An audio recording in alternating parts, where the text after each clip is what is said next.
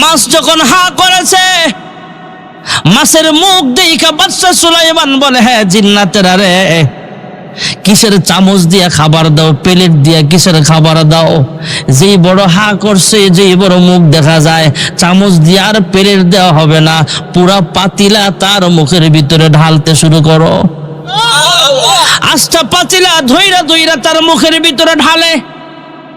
এক পাতিলা শেষ, আরেক পাতিলা ঢালে, আরেক পাতিলা ঢালতে ঢালতে সব পাতিলা খালি হয়ে গেছে। বাদশা সুলাইমান এখনো তাকায় দেখে মাছ এখনো হা করে রইছে। আল্লাহ ডাক দেয়া বলে, হ্যাঁ বাদশা সুলাইমান, তোমাকে বাদশাহিত্ব আমি আল্লাহ দান করেছি, কিন্তু রিজিকের মালিক কিন্তু আমি আল্লাহ। বাদশা সুলাইমান ডাক দিয়া কয়, আল্লাহ আমার বড় শখ হয়েছে তোমার মাখলুককে খানা খাওয়াবো। আয় আল্লাহ, একদিন যদি নাও দাও, এক বেলা খাবার খাওয়ার সুযোগটা করে দাও। আল্লাহ বলে, ঠিক আছে, পারলে খাওয়াও। বাদশা সুলাইমান কোন মানুষকে শাহিদারিতে রাখে নাই। মানুষ যেহেতু দুর্বল, মানুষের যেহেতু শক্তিশালী মাখলুক হলো জিন।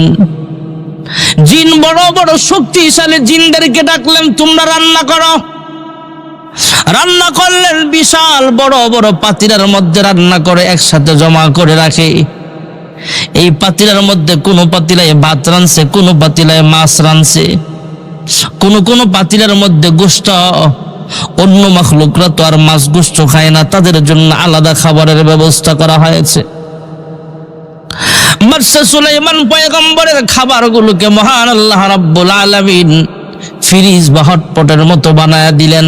মাসের পর মাস চলে যায়, খাবার ঠান্ডাও হয় না, নষ্ট হয় না। যেরকম সুবহানাল্লাহ। অনেক দিন পর্যন্ত খাবার রান্না করার পর পয়গম্বর সুলাইমান আলাইহিস সালামের একটা আইডিয়া হয়ে গেছে, যত মাখলুক আছে সবাইরে এক বেলা খাওয়ানো সম্ভব হবে যেই খাবার রান্না করা হয়েছে। বাদশা সুলাইমান আল্লাহ তাআলার কাছে অনুমতি চাইলে আল্লাহ বলেন, ঠিক আছে, খাওয়ানো শুরু করো। আয় আল্লাহ, মানুষদেরকে আগে খাওয়ামো নাকি জিনদেরকে আগে খাওয়ামো? যেহেতু সাগরের কিনারায় রান্না হয়েছে, আল্লাহ ডাক দিয়া কয়, সাগরের প্রতিবেশী যারা তাদেরকে আগে খাওয়াও। সাগরের প্রতিবেশী হলো মাছ।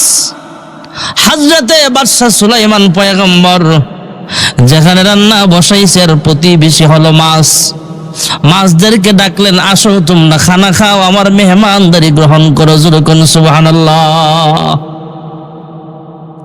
বড় বড় মুরব্বী মাছ, এরা কয়েকজন মিলা মিটিং বসছে, কি করা যায়। এক বেলা খানা তো আল্লাহ আমাদের জন্য বাজেট বন্ধ করে দিছে, কারণ বাদশা সুলাইমান মেহমানদারি করবে। সুবহানাল্লাহ। কয় আমরা সবাই আগে যাইয়া লাভ নাই, একজন পাঠাও, খাওয়ান মজা হয়েছিল দেখে আইও। সুবহানাল্লাহ বন্যা। মাছ কয়, সব মাছ একসাথে যাইস না, খানা কেমন হয়েছে কে জানে, খাবারের আয়োজন কেমন তাও তো জানি না, যা একটা মাছ পাঠায় দে ছোট্ট দীক্ষা। সুবহানাল্লাহ।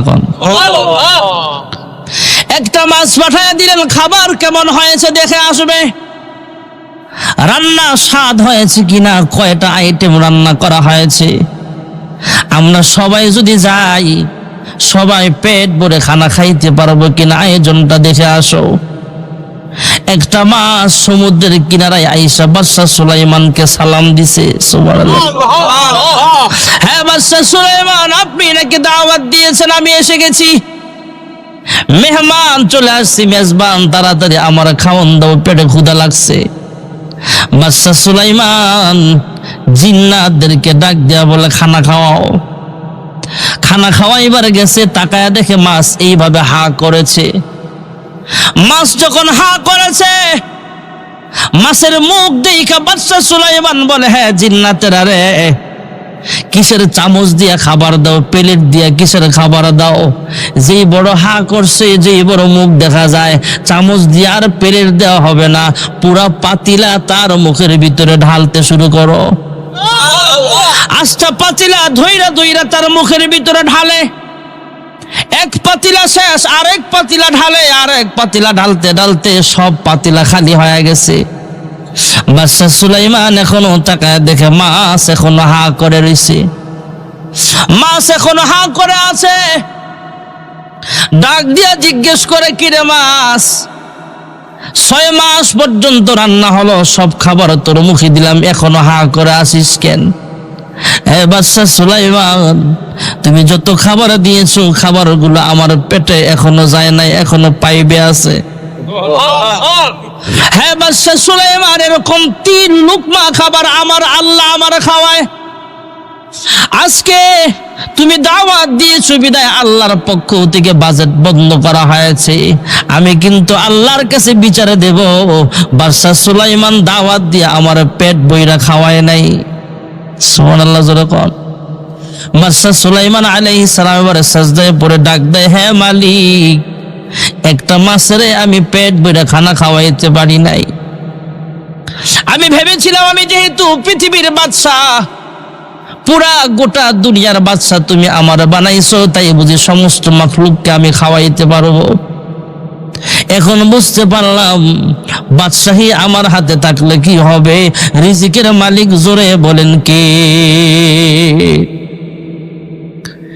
যে কথাটা বলতেছিলাম ভাইয়ারা, আমার পিঁপড়া ছোট্ট একটা মাখলুক, অনেক ছোট্ট পিঁপড়া এমন আছে আপনি 2 হাত দূর থেকে আপনি দেখবেন না, কিন্তু এই পিঁপড়ারও কিন্তু হাত আছে, পা আছে।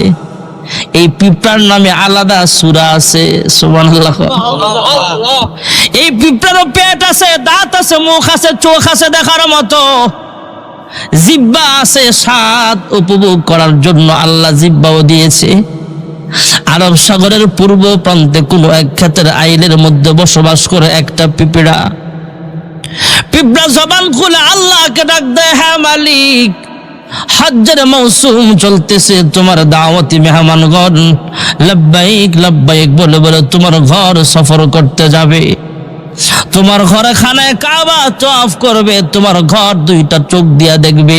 আমি পিঁপড়া হলে কি হবে, আমারও মন চায় 2টা চোখ দিয়া তোমার ঘর দেখতে। साहिल से लगा दे मुझे इश्क़ों को सफीना, साहिल से लगा दे मुझे इश्क़ों को सफीना, दिखला दे मुझे मंजर मक्का व मदीना। भाईरा আমার বন্ধুরা আমার, পিঁপড়ার জবান খুলে আল্লাহকে ডাক দে, আল্লাহ আমি পিঁপড়া হলো, আমার মন চায় তোমার ঘর দেখতে। আল্লাহ পিঁপড়ার দোয়া কবুল করিয়া নিলেন। আল্লাহ তাআলা হেরাম শরীফের আশপাশে অনেকগুলো কবুতর থাকে, যারা হাজী সাহেব গিয়েছেন অবশ্যই দেখেছেন। কবুতরের আলাদা মাঠ আছে, হাজার হাজার কবুতরের বসবাস। একটা কবুতরকে আল্লাহ রেডিও মেসেজ দিয়া দিলেন, কুদরতি আওয়াজ দিয়া জানায় দিলেন, হ্যাঁ কবুতর যাও যাও, আরব সাগরের পূর্ব প্রান্তে যাও।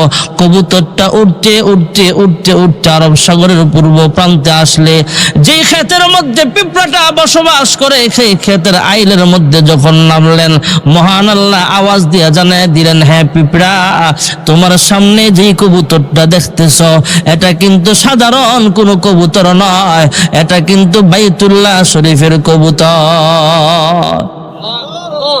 আমি আল্লাহ আমার দাওয়াতি মেহমান জাহাজ দিয়া, বিমান দিয়া, গাড়ি দিয়া বিভিন্ন ভাবে আমার ঘরের সামনে হাজির করিয়া দেই।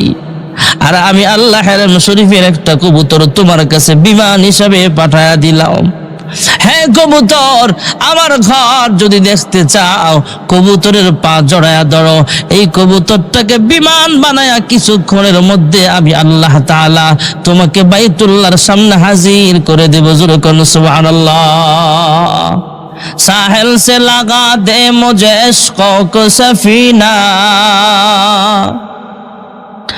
साहिल से लगा दे मुझे इश्क़ों को सफीना, दिखला दे मुझे मंजर मक्का व मदीना। ज़ुरकन आमीन। রাগ করলেন নাকি? যেই কথাটা বলতেছিলাম ভাইরা আমার, আমাদের মতো নাম দাম কামানোর হাজী সাহেব না, অরিজিনাল একজন মানুষ, পিওর একটা মুসলমান। বড় একজন বুজুর্গ মানুষ, তিনি হজ্জের সফরে রওনা হয়ে গেলেন, বিমানেও না জাহাজেও না। কয়েকজনের একটা কাফেলা মক্কার পথে রওনা হয়ে গেলেন। জুরকুন সুবহানাল্লাহ। যাইতে যাইতে এক জায়গায় যায় দেখে রাত্র হয়ে গেছে, এখন সেখানে তাদের তাবু গাড়লেন। হাজী সাহেবরা সেখানে অবস্থান করতেছেন, খানা পিনা খাবে, রাত্রি যাপন করবে। সকালবেলা একটু গ্রামের মধ্যে হাঁটাহাঁটি করতেছে সবাই, একটু পরেই সবাই হজ্জের পথে রওনা হয়ে যাবে। কিন্তু আল্লাহর গোলাম, অরিজিনাল আল্লাহওয়ালা, তিনি সার হজ্জের সফরে যায় নাই। সবাই চলে গেছে কিন্তু তিনি যায় নাই। না যাওয়ার পিছনে লম্বা একটা কাহিনী আছে ভাইয়েরা আমার। আল্লাহর বান্দা হঠাৎ করে তাবু থেকে বাহিরে বের হলেন। বাহিরে বের হয়ে রাস্তা দিয়ে হাঁটতেছে সকালবেলা। হঠাৎ করে তাকায় দেখে একজন মা, একজন মহিলা, সুন্নতি বোরকাওয়ালি একজন মহিলা দেখা যায়। আর নদীর কিনারা দিয়া কয়েকটা হাঁস ভেসে যায়, মরা হাঁস দেখা যায়। বড় বড় মরা কয়েকটা হাঁস নদীর কিনারা দিয়া পানিতে ভাইসা ভাইসা এক পাশ থেকে আরেক পাশে যায়। এই বোরকাওয়ালি বৃদ্ধা মহিলা আবার হাঁসের কাছে যায়। পানির নদীর কিনারায় গেলেন, খালের কিনারায় গেলেন। এই পানি থেকে মৃত কয়েকটা হাঁস, 2টা বা 3টা হাঁস হাত দিয়া উঠালেন। উঠায়া একটা ব্যাগের ভিতরে ভরলেন। কেউ যাতে না বুঝে, কেউ যাতে না দেখে তিনি হাঁটতে শুরু করলেন। কিন্তু পথিক হাজী সাহেব তিনি কিন্তু দূর থেকে বিষয়টা লক্ষ্য করে দেখতে পাইলেন। উনি আবার সেই বোরকাওয়ালি মহিলার পিছনে পিছনে হাঁটে। কি ব্যাপার? মানুষ যেটা হাঁস নেওয়া যায়, আর এই মহিলা মৃত হাঁস দিয়া কি করবে? এই মৃত হাঁস দিয়া কি করবে? এই রহস্য জানার জন্য মহিলার পিছনে পিছনে দৌড়ায়। যাইতে যাইতে যাইতে যাইতে তাকায় দেখে এই মহিলাটা একটা ঘরের ভিতরে ঢুকছে। আল্লাহওয়ালাও ঘরের বাহিরে দাঁড়ায়া দাঁড়ায়া শুনতেছে কি করে। ওই মহিলা আবার ঘরের ভিতরে 2 খা দেখে একজন বাচ্চা কান্না করতেছে, আম্মা কয়েকদিন পর্যন্ত পেটের মধ্যে খানা নাই, খাবারের ব্যবস্থা করো। আল্লাহর বান্দা হাজী সাহেব বাহির থেকে তাকায়া তাকায়া সবগুলো দেখতেছেন আর শুনতেছেন। এই মহিলা মৃত হাঁসগুলো ব্যাগ থেকে বের করে একটা একটা করে সোলায়, চামড়াগুলো আলাদা করে, চামড়াগুলো আলাদা করে, এবার গোশতগুলো সুন্দর করে দা দিয়া কাটতে কাটতে, আমরা যেমন রান্না করি রান্নার জন্য পজিশন করলেন, রান্না করবে রেডি হলেন। আল্লাহওয়ালা পথিক হাজী সাহেব বাহির থেকে সবকিছু দেখতেছে। হাজী সাহেব আবার সালাম দিয়া ঘরের ভিতরে ঢুইকা জিজ্ঞেস করে কি হয়েছে। ওই পর্দা নিশির মা ডাক দিয়া বলে, হে আল্লাহর বান্দা, মনের দুঃখ আর জিগায়ও না, মনের জ্বালা আর বাড়ায়ও না, তোমাকে বলে আমার কি লাভ হবে? কই বলি দেখো না তোমার আমার কি লাভ হয়? লাভ হলো পরের ব্যাপার, কি হয়েছে আগে বলো। মহিলা ডাক দিয়া বলে, হ্যাঁ ভাই মুসাফির পথিক, শোনো, আজকে কয়েকদিন যাবত আমার ঘরে কোনো খাবার নাই। একটা বাচ্চা কাঁদতে কাঁদতে বেহুশ হয়ে ঘুমায় গেছে। আর একটা বাচ্চা দেখো কাঁদতে কাঁদতে তার গলার মধ্যে আর কোনো আওয়াজই নাই, শক্তি হারায় ফেলেছে। যেহেতু পেটে খাবার নাই, কান্নার মতো শক্তিও আর নাই। আর একটা বাচ্চা খানা খানা খানা দাও, খানা দাও মা, এ মা খাবার দাও, এই বলে কান্নাকাটি করতেছি। আমি না খেয়ে থাকতে পারি, আমার সন্তানকে না খাওয়া কেমনে রাখি? খাবারের কোনো ব্যবস্থা নেই। আমি একজন গরিব অসহায় মানুষ, কিন্তু অন্যের বাড়িতে কাজ করতেও যেতে পারি না, কারণ আমি একজন ধার্মিক মানুষ। আমার স্বামী নাই, এই সন্তানগুলোর আমি খাবার খাওয়াই, কিন্তু কয়েকদিন যাবৎ খানা খাওয়াইতে পারি না। আজকে খাবারের তালাশে বের হলাম, কোনো জায়গায় খাবারের সন্ধান না পেয়ে মৃত হাঁসগুলো রান্না করে আমার সন্তানকে খাওয়াইবার জন্য নিয়ে আসছি। আল্লাহর বান্দা পথিক হাজী সাহেব ডাক দিয়া কয়, এ আল্লাহর বান্দি রে, আমি হজ্জের সফরে গেলাম, আমি হজ্জের সফরে যাওয়ার জন্য রওনা হয়েছিলাম। আমি আর হজের সফরে যাব না, আমার সাথে যত টাকা পয়সা আছে সবগুলো তোমার দিয়া দিলাম, তোমার ফ্যামিলির খরচ চালাও, তুমিও খাবার খাও, তোমার সন্তানগুলোকেও খাবার খাওয়াও। যুরকন সুবহানাল্লাহ। আল্লাহর বান্দা আর হজ্জের সফরে যায় নাই ভাইয়েরা আমার। এই কাফেলার লোকগুলো একাই চলে গেছে, এই লোকটাকে রাইখাই চলে গেছে, তাকে আর খুঁজে পায় নাই। এই লোকগুলো হজ করে যখন বাড়িতে ফিরছে, আর এই আল্লাহর বান্দা ওই মহিলাকে সব টাকা পয়সা দিয়ে নিজের বাড়িতে চলে আসছে।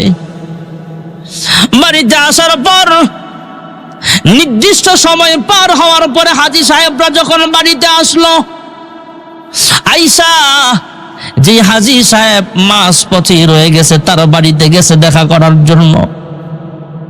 এবার ওই বাড়িওয়ালা ডাক দিয়া কই, তোমরা আমাকে দেখার জন্য আসছো? কয় হ্যাঁ। এবার আগে থেকেই কোনো কথার সুযোগ না দিয়া প্রতি হাজী সাহেবকে এবার সবাই ডাক দিয়া বলে, হ্যাঁ ভাই, তুমি তো বাড়ি থেকে আমাদের সাথেই গেলা, কিন্তু প্রতির মধ্যে তুমি আমাদের থেকে আলাদা হয়ে গেলা।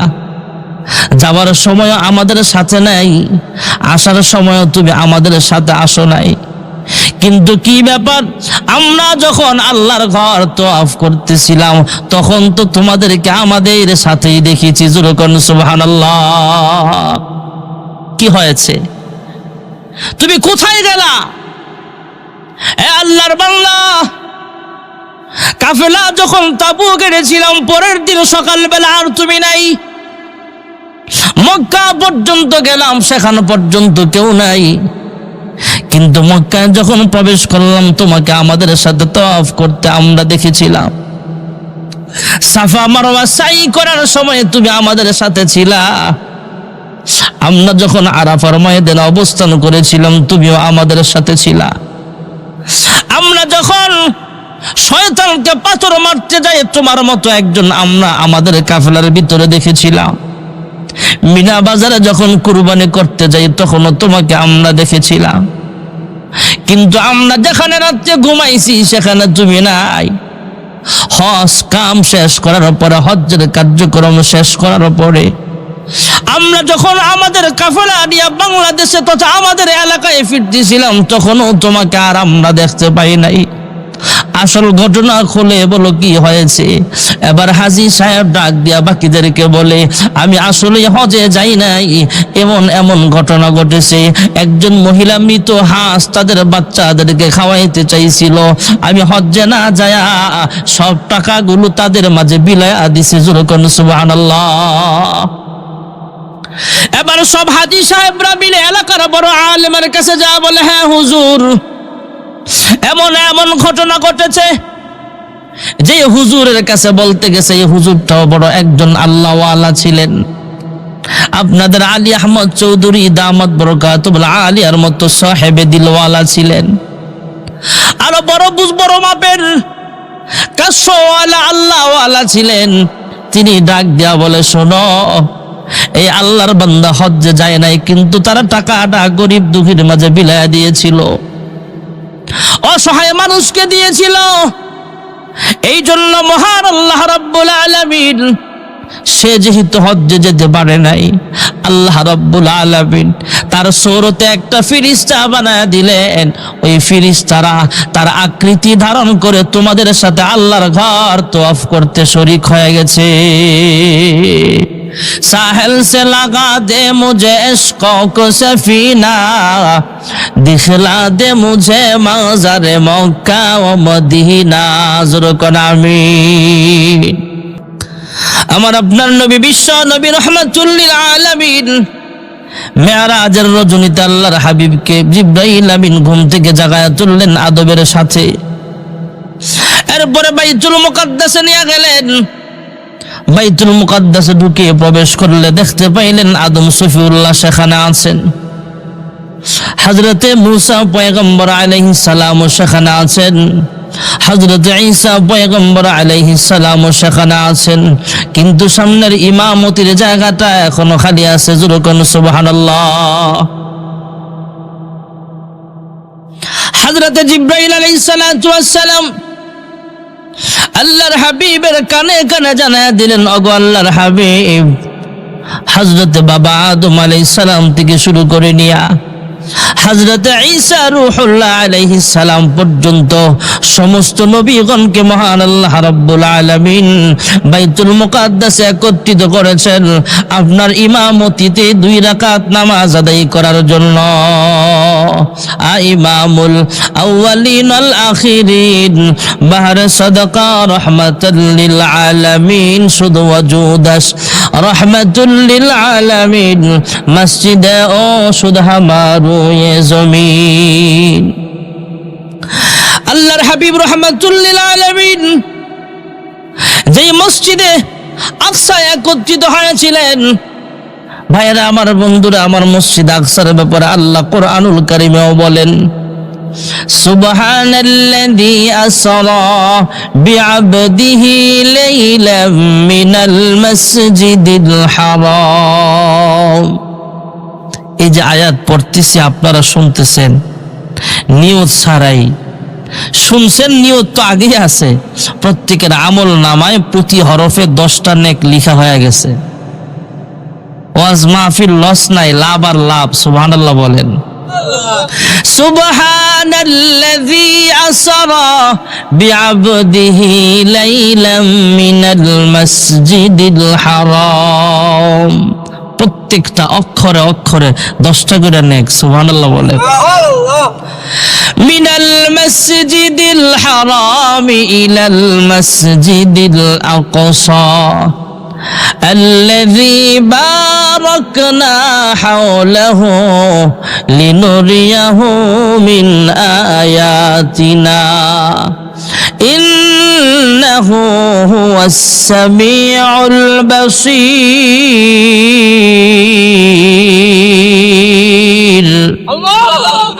যেই বাইতুল মুকাদ্দাসে আল্লাহর হাবিবকে আল্লাহ সফর করিয়েছিলেন, ওই বাইতুল মুকাদ্দাসে কেউ যদি 1 রাকাত নামাজ আদায় করে, মহান আল্লাহ তার আমল নামায় 25,000 রাকাতের সওয়াব লিখিয়ে দিবে। যখন সুবহানাল্লাহ।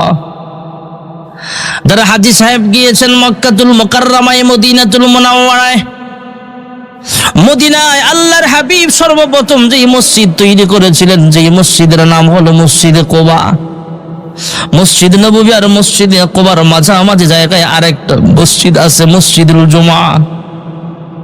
আল্লাহর হাবিব প্রায় 100 সাহাবায়ে কিরামদের নিয়ে সেখানে সর্বপ্রথম জুমার নামাজ আদায় করেছিলেন। যখন সুবহানাল্লাহ। আল্লাহর হাবিব মসজিদের পাশের হুজরাখানা থেকে ওযু বানায় কয়েকদিন পর পর সেই মসজিদে যাইতেন, মসজিদে কুবায়।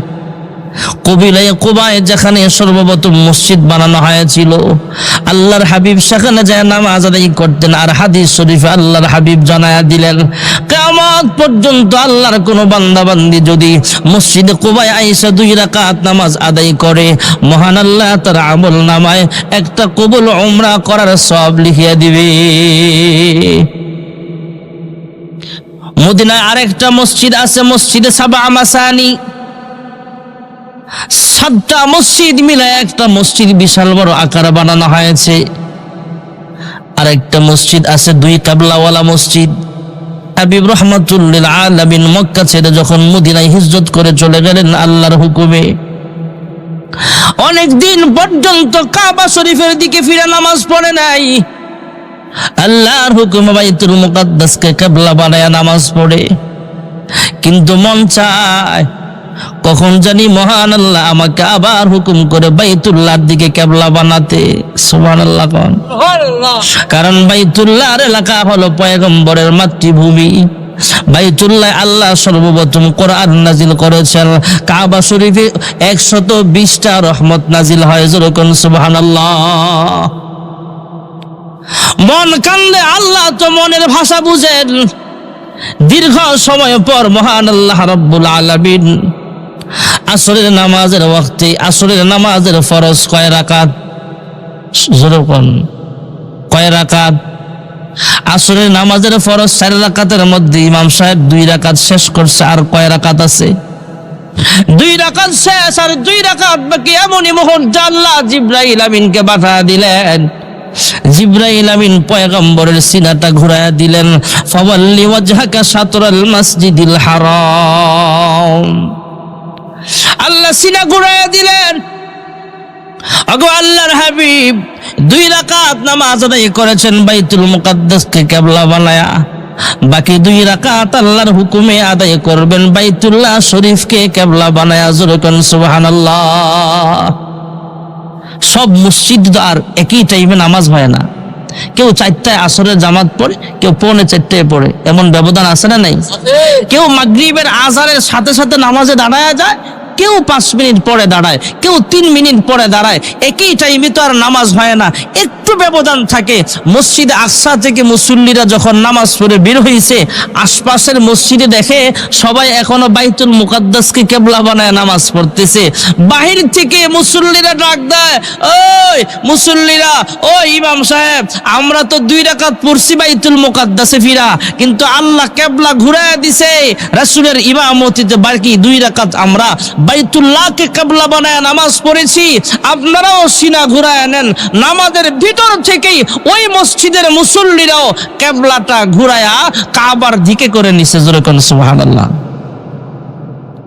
যে মসজিদে 2 জায়গায় বা 2 দিকে নামাজ পড়া হয়েছিল, যে মসজিদে 2 রাকাত পড়েছে বাইতুল আকসাকে, বাইতুল মুকাদ্দাসকে কিবলা বানায়া, বাকি 2 রাকাত আদায় করেছেন বাইতুল্লাহ শরীফকে কিবলা বানায়া, ওই মসজিদে এখনো 2 দিকে 2টা মেহরাব আছে।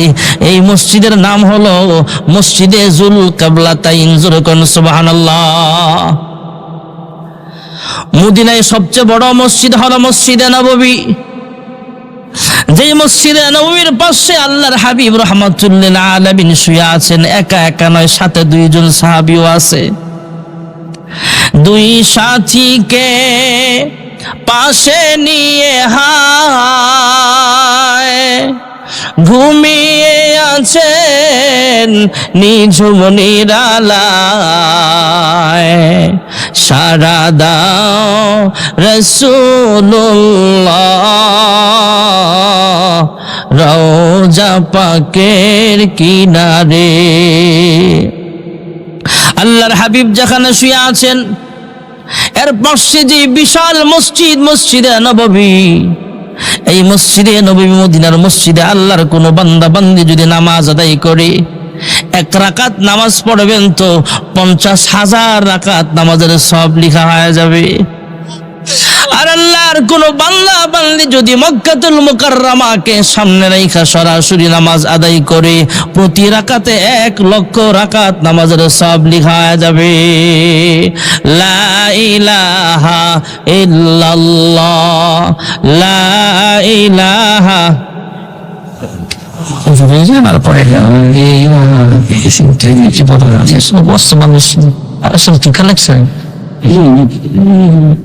এমনি কোনো কাজ নাম তো। লা ইলাহা ইল্লাল্লাহ মুহাম্মাদুর রাসূলুল্লাহ সাল্লাল্লাহু আলাইহি ওয়াসাল্লাম। ভাইরা আমার, বন্ধুরা আমার, আজকে যে আমরা এশারের নামাজ পড়লাম, 3 ধরনের মুসল্লি ছিলাম আমরা। সুবহানাল্লাহ। একজন মুসল্লি যিনি নামাজ আদায় করেছেন সবার সামনে দাঁড়ায়া, যার নেতৃত্বে আমরা নামাজ পড়েছি, তিনির নাম হলো ইমাম সাহেব। সুবহানাল্লাহ। না, আসলে আমার নাম কিন্তু ইমাম না, ওনার নাম কিন্তু ইমাম সাহেব না। ইমাম হলেন সাইয়্যিদুল মুরসালিন, ইমামুল আম্বিয়া, খাতামুল আম্বিয়া মুহাম্মদ আরবি সাল্লাল্লাহু আলাইহি ওয়াসাল্লাম, যিনি দাঁড়ায় কোথাও মসজিদে আল্লাহর হাবিব যখন ঢুকতেন, এখানে আর কাহারও ইমামতি চলে না। বাইতুল মুকাদ্দাসে ঢুকছেন তো সমস্ত নবীরা আছেন, কিন্তু কোন নবীর ইমামতি চলবে না। আল্লাহর হাবিব হলেন পৃথিবীর সবচেয়ে বড় ইমাম। জোরে কোন সুবহানাল্লাহ। তাহলে ইমামের দাম অনেক বেশি। জোরে কোন সুবহানাল্লাহ।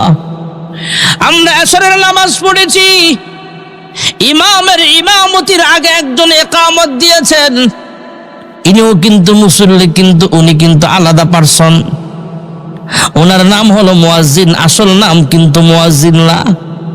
পৃথিবীর মধ্যে সবচেয়ে বড় মুয়াজ্জিন হলো হযরতে কালো বিলাল। সুবহানাল্লাহ। দামি মসজিদ মদিনার মসজিদের মুসল্লি হলো সাহাবায়ে কেরাম, মুয়াজ্জিন হলো হযরতে বিলাল, ইমাম হলেন সাইয়্যিদুল মুরসালিন। যুরকান সুবহানাল্লাহ।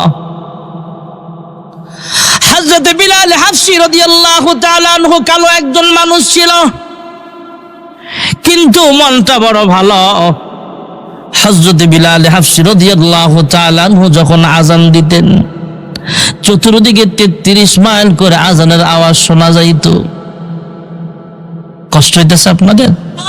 রাত তো বেশি হয় নাই, অনেক জায়গায় তো 11:30টায় বয়ান দেয়। আমরা তো মাশাআল্লাহ এশারের কাছাকাছি সময় এশারের পরপর চলে আসছি স্টেজে। বিরক্ত হয়েন না, আল্লাহ শেষ পর্যন্ত থাকার তৌফিক দাও। জোরে কোন আমিন।